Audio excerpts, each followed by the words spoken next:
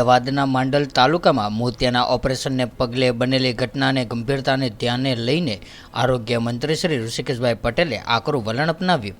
આ ઘટનાની સચોટ, નિષ્પક્ષ અને ત્વરિત તપાસ કરવા 9 નિષ્ણાંત તબીબોની કમિટી બનાવવામાં આવી।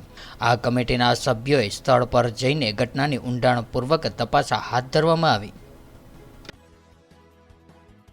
ધોરણે સહાય કરવાનું સરકારનું અને કોર્ટનું પણ માર્ગદર્શન હતું, એમાં કરી જ છે।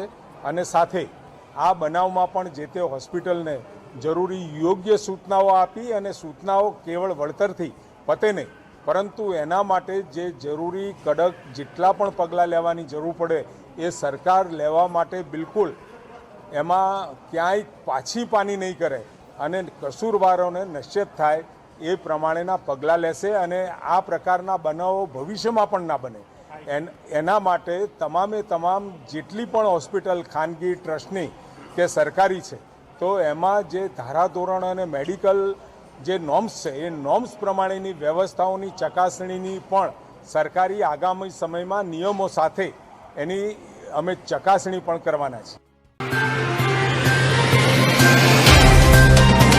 तो व्हाट्सएप, ट्विटर, फेसबुक, इंस्टा जहाँ भी आपका अकाउंट है, इसे शेयर बटन के द्वारा वहाँ पर शेयर करें।